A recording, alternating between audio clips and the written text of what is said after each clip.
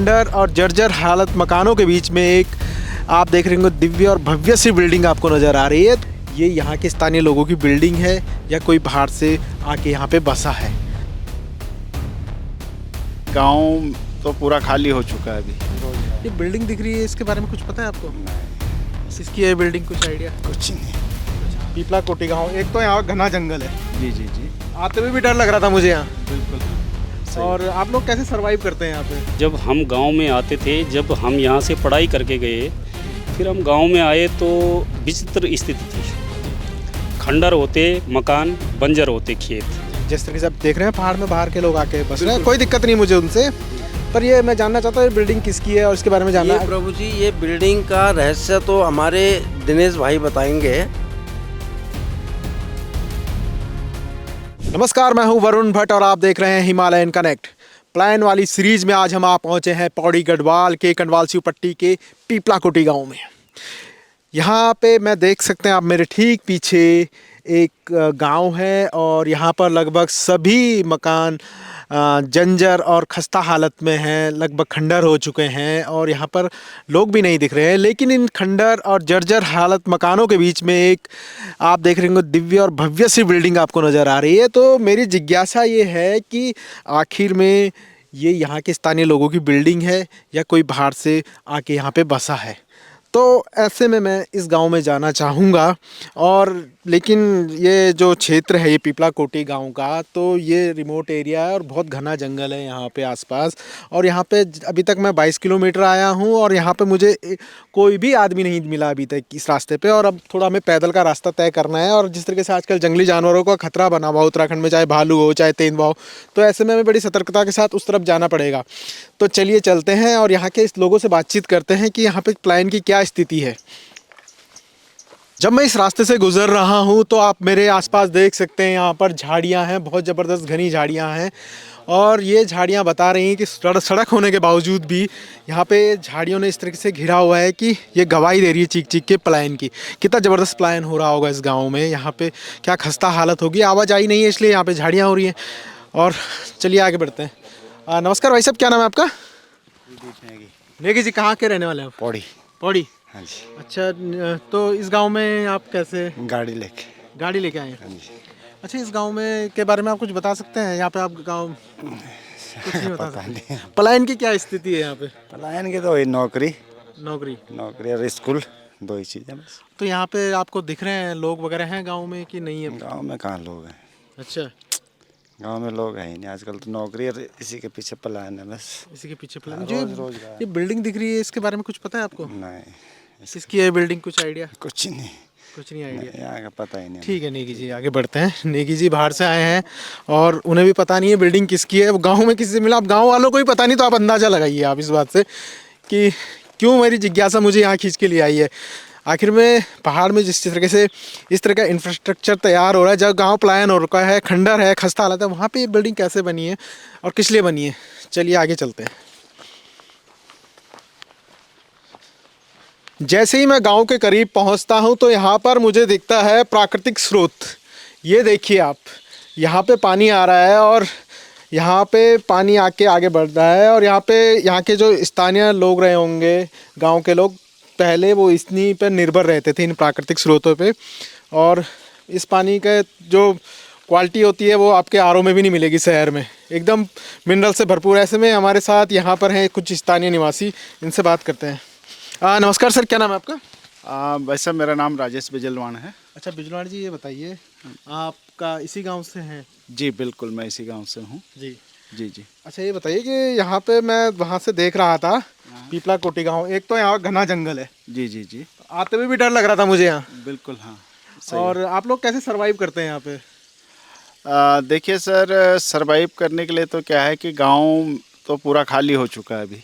तो बेसिकली क्या था कि देखिए, दो तीन चीज़ें होती हैं, जो चिकित्सा, स्वास्थ्य और आप समझ लीजिए एजुकेशन। तो जब यहाँ पे पूरी बसत थी गांव में, तो यहाँ से बहुत करीब 5 किलोमीटर ऊपर पढ़ने जाना पड़ता था छोटे छोटे बच्चों को भी। गिंडवाड़ा एक जगह है वहाँ पे।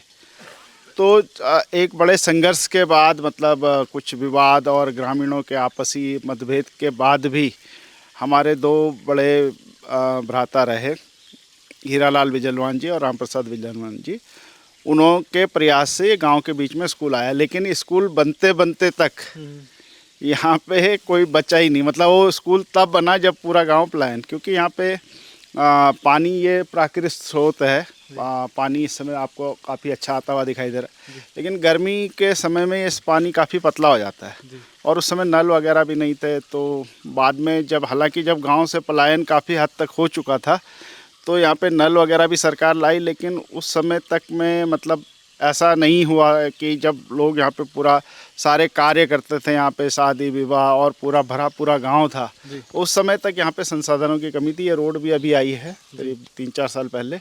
उससे पहले हम उस पार उतरते थे और सामान सारा लेके, महिलाएं जो है 50-50 किलो या कोई पुरुष भी, तो पहले नीचे उतरते थे 2 किलोमीटर, फिर 2 किलोमीटर ऊपर, तो पूरा दिन भर का एक वो होता था कि वहाँ से यहाँ आना पूरा दिन भर का सफ़र होता था।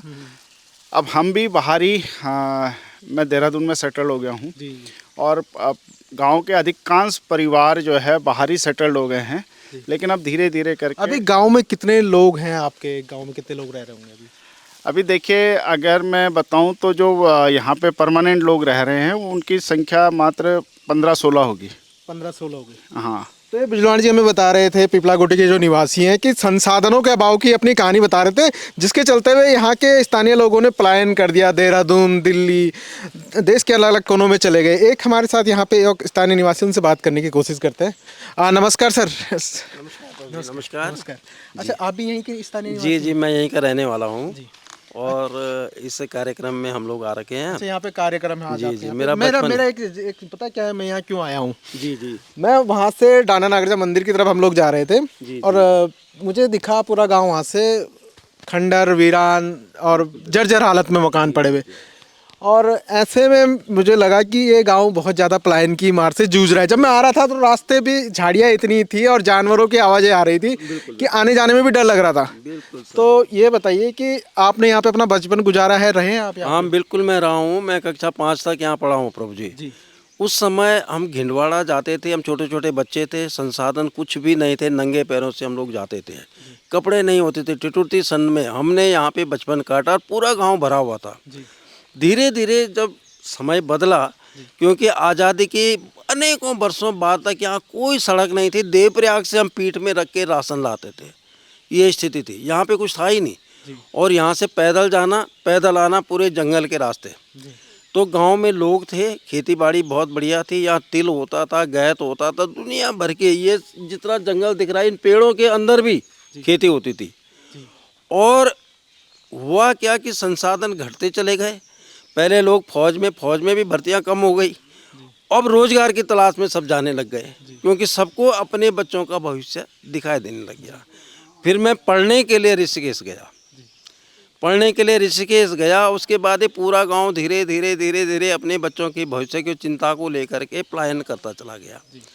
यहाँ पे इस गांव को आप देखें तो मेरा बचपन तो यहीं गुजरा है। ये जो देख रहे हैं आप, पूरा ये यहाँ से नीचे तक ये सारे आम के जंगल हैं। हमारे यहाँ लगभग 100 प्रजाति के आम, शायद दुनिया में आपको ऐसे नहीं मिलेंगे। सबकी खुशबू अलग अलग ब्रांड के। ऐसा भी आम होता था जिसमें अंगूर की तरह गुच्छे लगते थे, उसमें गुठली नहीं होते, यूं मुंह में डालो पेट में चला जाता था। यहाँ तिमला, बेडू, जिस पे गीत भी है, बेडू पाको 12 मासा, हमारे यहाँ पाकता था 12 मासा। यहाँ भरा हुआ था जड़ी बूटियाँ रिच। तब तक हमको ज्ञान नहीं था, गांव के लोगों को भी ज्ञान नहीं था कि ये जड़ी बूटियाँ कीमती हो सकती हैं। ये पूरी ये नकुल थी, इसके किनारे किनारे ब्रह्मी, शंख पुष्पी, बनफशा जैसी जड़ी बूटियाँ भरी पड़ी होती थी। और धीरे धीरे लोगों ने पलायन करना शुरू कर दिया। अब इतने आम यहाँ से लेके, हमारी जो खेती है सामने पहाड़ देखिए आप, ये पहाड़ पूरा खेती होती थी, यहाँ हल लगता था जी। ऊपर वो टॉप के मकान से लेकर के नीचे तक जी, यहाँ खेती हुआ करती थी जी। और यहाँ पे ये तो आम के जंगल थे, यहाँ नीचे तक गए हैं नदी तक जी। उस नदी तक इस गांव के लोग खेती करते थे जी। पर बिजनौर जी, पता मैं यहाँ क्यों आया, मेरा ध्यान किस चीज़ ने आकर्षित करा जी? खंडर पड़े गांवों के बीच में, सुनसान जर्जर हालत में पड़े मकानों के बीच में, रास्ते की भी खस्ता हालत, झाड़ियाँ हुई थी। ऐसे में एक यहाँ पे मुझे इंफ्रास्ट्रक्चर दिखाई देता है, एक बिल्डिंग तैयार है, दिव्य और भव्य चमकती भी नजर आई। जिस तरीके से आप देख रहे हैं पहाड़ में बाहर के लोग आके बस रहे हैं, कोई दिक्कत नहीं मुझे उनसे, पर ये मैं जानना चाहता हूँ ये बिल्डिंग किसकी है और इसके बारे में जानना ये प्रभु जी, ये बिल्डिंग का रहस्य तो हमारे दिनेश भाई बताएंगे। गांव में खंडर मकानों की स्थिति आप देखिए, ये मकान पूरी तरीके से खंडर हो चुका है, जर्जर है, और कभी इस मकान में यहाँ के स्थानीय निवासियों ने, यहाँ इस घर में जो रहते होंगे, उन्होंने यहाँ पर अपना बचपन बिताया होगा, यहाँ से स्कूल गए होंगे, यहाँ पे उन्होंने हर अपना जीवन जो बचपन जिया है, और उसके बाद भी इसकी आज ये हालत है। तो मेरी अपील रहती है लोगों से, यार आप गांव आइए, गांव में अपने घर वगैरह बनाइए, जो इनके इष्ट देव होंगे, इनके कुल देव होंगे, जो इनके पितृदेव होंगे, आज भी इनकी राह देख रहे होंगे कि इस घर में कि वो आएँ और इसे रिपेयर करें, इसका जीर्णोद्धार करें। और ऐसे में ही जब मैं गांव में आ रहा था तो यहाँ पर लोगों ने बताया कि 10 लोग रहते हैं यहाँ पे कुल मिला के। तो यहाँ पे मैं आया हूँ तो यहाँ पे एक मंदिर है, मंदिर में पूजा चल रही है, और मंदिर में मुझे थोड़ा ज़्यादा लोग दिख रहे हैं, तो पूछता हूँ उनसे, और दिनेश जी से भी मिलना है, तो चलिए चलते हैं। नमस्कार बिजलवाण जी, आपका बहुत बहुत स्वागत है। बड़ी देर से आपको ढूंढ रहे थे हम लोग। अच्छा बिजलवाण जी, मुझे ये बताइए कि जो आपका पीपल कोटी गांव है, जी यहाँ पर मैंने भव्य मकान देखा, जी। भवन देखा, जिसके चलते हुए मेरी जिज्ञासा मुझे यहाँ तक ले आई। मैं गांव वालों से पूछ रहा था क्या है, तो गांव वालों ने कहा दिनेश जी से पूछिए, आप बिजलवाण जी से पूछिए आप।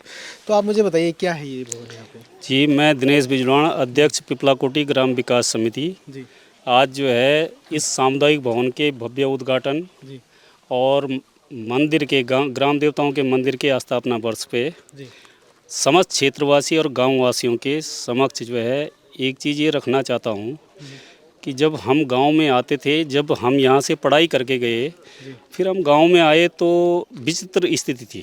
जी खंडर होते मकान, बंजर होते खेत। जी ये बड़ी पीड़ा जो है दिल को पहुँचती थी जी कि कैसे जो है हम जब पढ़ते थे तो क्या रौनक हुआ करती थी गांव में। आज जो है इतना जो है वीरान और सुनसान देख के कुछ मन में उठा कि कुछ करना चाहिए अपने गांव के लिए। तो इसके लिए सर्वप्रथम मैंने जो है गांव की एक समिति बनाई, अपना गांव का ग्रुप बनाया, पिपला कोटी भ्रातृ ग्रुप। उसमें अपने सारे गांव वालों को जोड़ा। फिर हमने जो है मंदिर का जो है निर्माण किया, पुराने पैतृकों का बनाए हुए मंदिर का नवनिर्माण किया, मंदिर की स्थापना हुई। उसमें मुझे लगा कि मंदिर में देखने सब लोग आना चाहते हैं, पर रहेंगे कहाँ, ठहरेंगे कहाँ, कोई व्यवस्था है नहीं। गांव में सारे मकान खंडर हो गए थे जो है। तो मन में जिज्ञासा हुई कि क्यों ना एक ऐसा स्थान नियत किया जाए, सामुदायिक भवन या धर्मशाला या पंचायत भवन जो भी हो सके उसको बनाया जाए। परंतु उसके लिए संसाधन इतने जुट नहीं पा रहे थे। तो मेरे को फिर जो है दिमाग में एक चीज़ आई, अपने बड़े भ्राता जी सुबोध उनियाल जी, वो तत्कालीन कृषि मंत्री थे, वर्तमान में वन मंत्री हैं। मैं उनके पास ही अपना प्रस्ताव लेके गया जो है। उन्होंने इसमें जो है सेस जो है, मैंने उसमें जो है मेन थीम थी जो मेरी, चलो गांव की ओर। अच्छा, हाँ, ये थीम की चलो गांव की ओर, जिससे हमारे उजड़ते वीरान होते गांव, खंडर होते जो है मकान, बंजर होते खेत, कुछ इसमें जो है सुधार हो।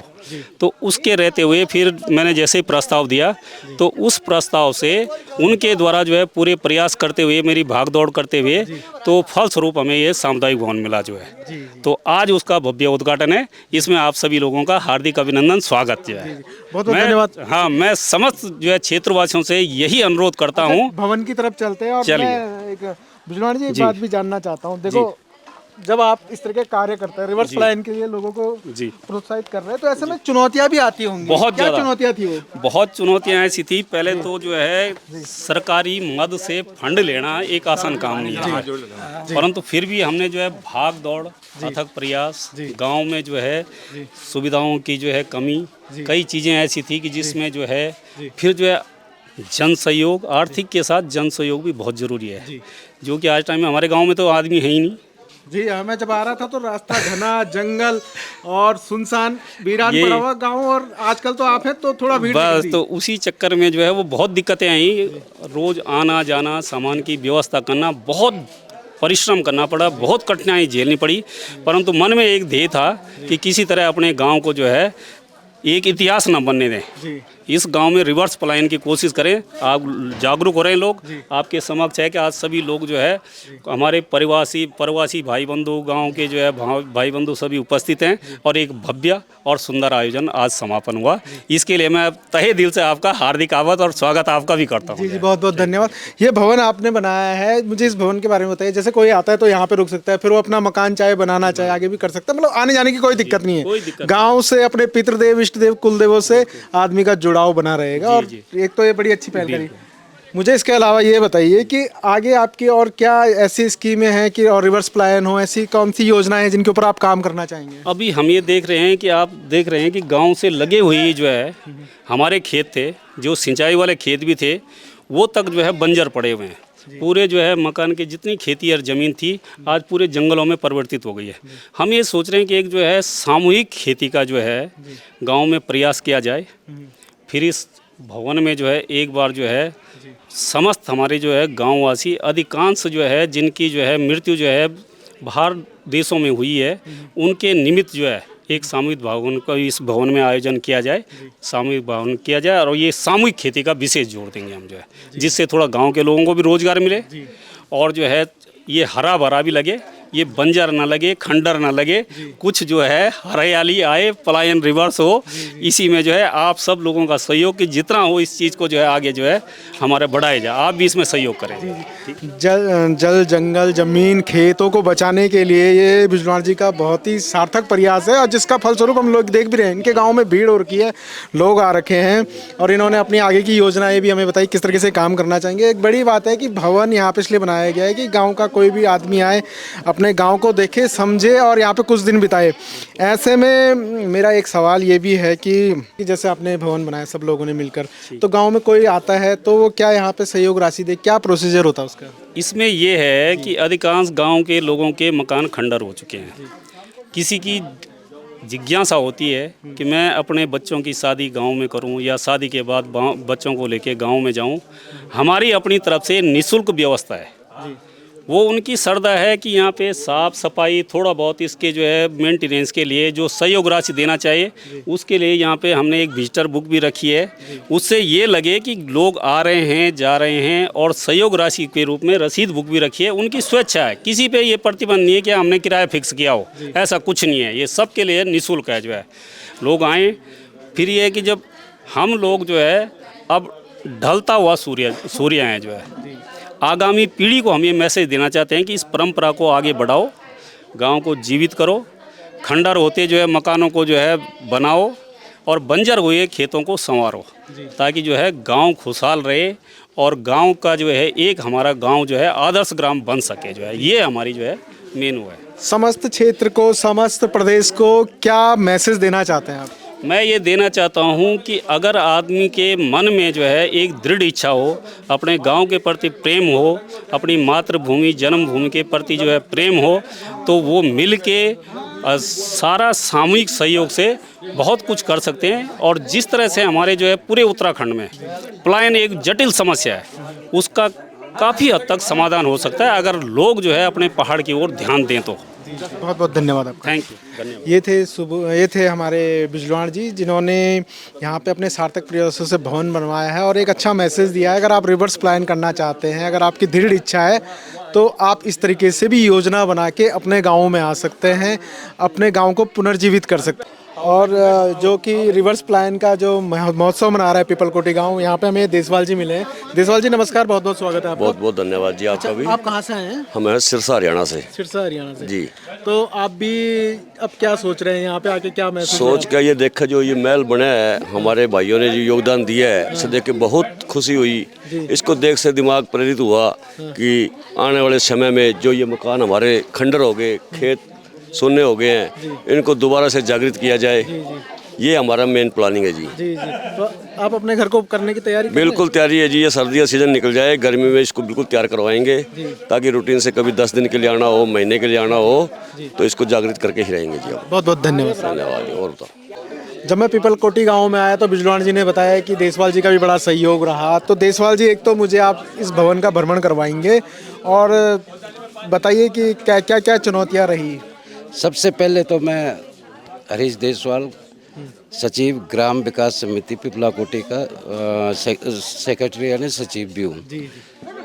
और मैं आपका भट्ट जी और बेटे अब्रेल का यहाँ पर बहुत बहुत अभिनंदन करता हूँ कि आपके माध्यम से जो है हमारे ग्रामवासी और प्रवासी भाई बंधु और हमारी क्षेत्र जितनी क्षेत्रीय जनता है उनको भी ये जो एक हमारा जो ये साझा चूल्हा साझा घर जिसका निर्माण हुआ है और हमारे अध्यक्ष जी के द्वारा उनके प्रयास से और उनके साथ हमारी पूरी टीम का प्रयास रहा तब जाके हमें ग्राम पिपला कोटी में इतना भव्य सामुदायिक भवन प्राप्त हुआ। चलिए एक बार जरा ना मुझे कमरे दिखा जी दीजिए, जी पहले जी आप आपको किस तरीके से दिखाते आपने हैं। बनाया। जी जी।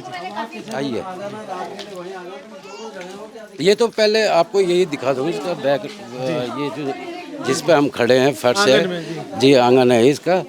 ये हमारे माननीय विधायक श्रीमान राजकुमार पौरी जी उन्होंने 2 लाख स्वीकृत किए हैं और ये जो गेट है हमारा और ये फर्श उनके द्वारा हमें ये प्राप्त किया गया। और ये जो आप यहाँ से देखिए ये 2 डबल मंजिला जो है ये हमारे प्रभारी मंत्री थे श्री सुबोध उनियाल जी, उनके कार्यकाल में हमने ये जो निर्णय लिया था सामुदायिक भवन का और उन्हीं ने जो है इसका जो है 48,52,000 रुपये उन्होंने ही पौड़ी डिस्ट्रिक्ट से जो ये श्रम विभाग है उसके द्वारा इसको जो है स्वीकृत कराया था। तो उनका भी हमारे उसमें जो है बहुत बड़ा योगदान है। सरकार की सहायता थी सरकार की बहुत बड़ी सहायता हमें मिली है और मैं समझता हूँ ये हमारे गांव में एक बहुत हम तो गौरवान्वित है क्योंकि ये जो सामुदायिक भवन है ये इस क्षेत्र का जो हमारा विकास खंड कोट है, बल्कि मैं तो समझता हूँ कि कल जी काल है ऐसा भवन अभी इस क्षेत्र में कहीं पे भी निर्मित नहीं हुआ। चलिए मुझे भवन के कमरे आप किचन वगैरह आइए, दिखाइए आप। ये जो है आपको दिखाते हैं ये हमारा ये हॉल है। जी जी।